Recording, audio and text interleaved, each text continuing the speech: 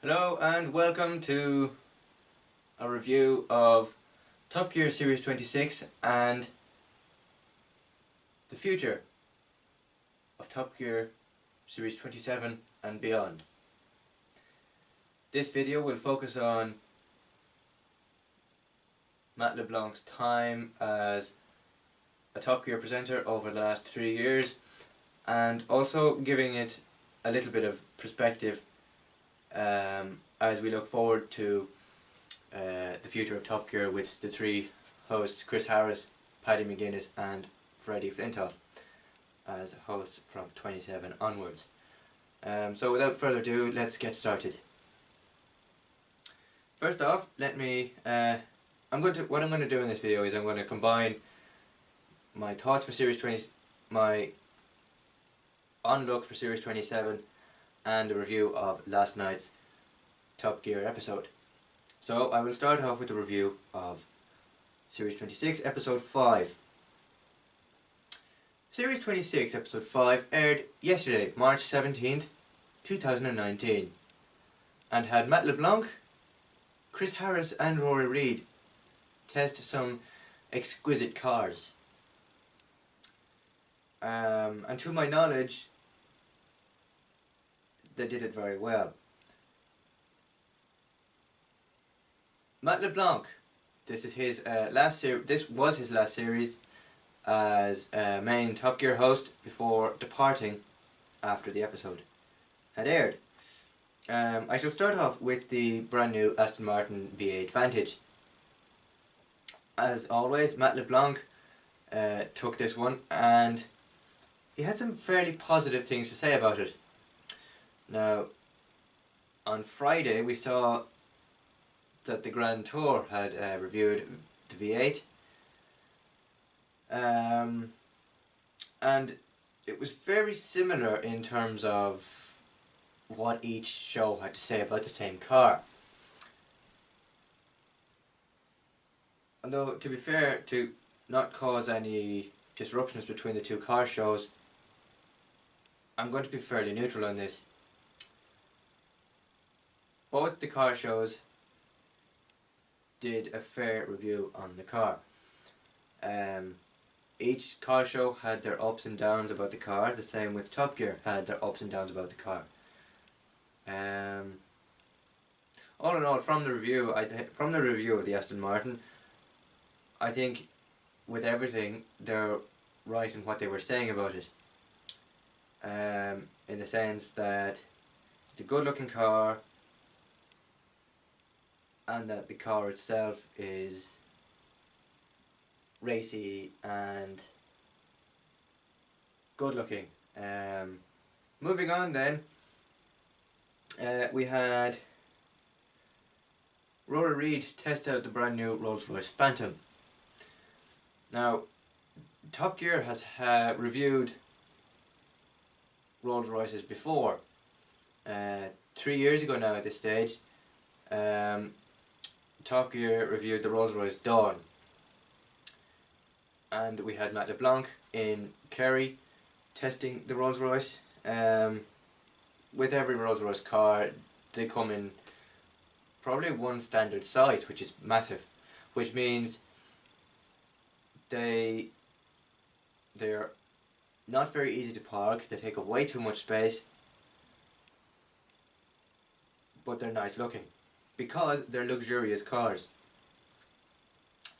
Rory Reid took this one to review it, and instead he took it out in the centre of, I think, London or something, and he compared it to, he gave us a review on it and said it was very hard to park, looks nice, and if you're going to buy a car, you buy the Rolls Royce to look stylish and stand out, which is what anybody would do if they had their hands on a Rolls Royce. I know I would do that as well.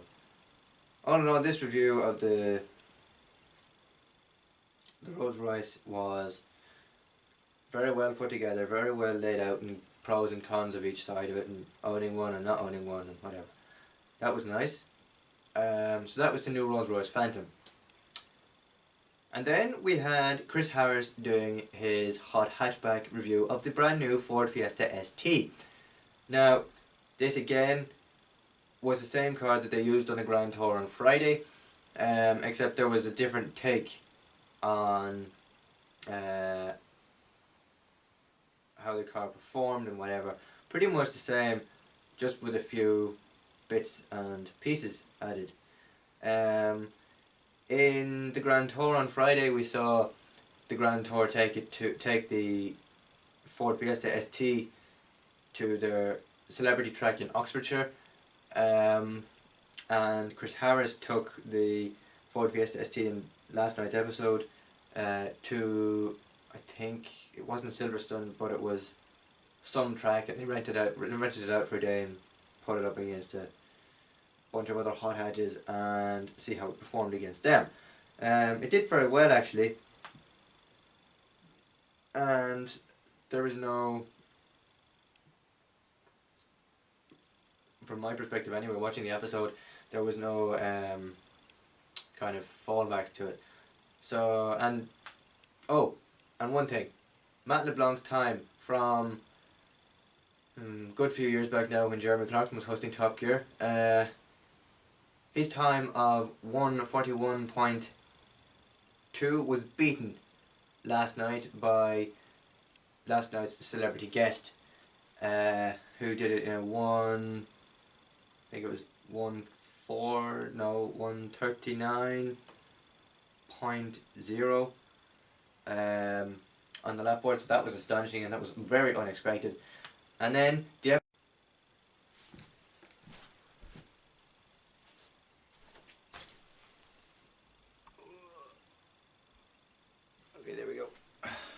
right, and then the episode ended last night with a look back at Matt LeBlanc's time on Top Gear.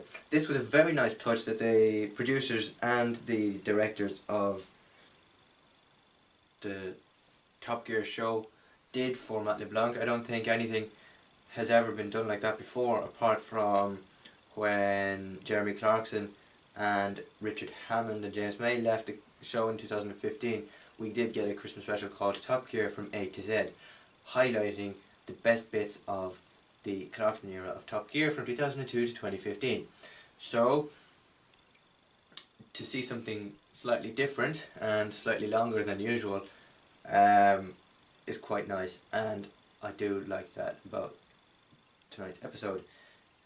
We then had extra gear to follow straight after, and that's just how they created the Aston Martin film, how they did the slidey bits on the Lamborghini, and they had a few guest stars in. Nothing too big, just your weekly behind the scenes show of how Top Gear is made and all that, with presenter Rory Reid. Looking to Series 27, we got a preview of Series 27 after the blooper reel ended, about some segment from the upcoming series, which is due to air this summer on BBC Two. Hopefully it won't be in the month of June, because that's when I have a leaving cert, so BBC, please, if you're listening, don't put it out in June, put it out in like May or July or something like that. Thank you very much. Yeah, the preview didn't really give us much apart from a hearse and the three presenters skidding around, but it looks promising and I can't wait for Series 27 to air this summer. Thank you very much for watching this video, and I'll see you in the next one. Bye bye.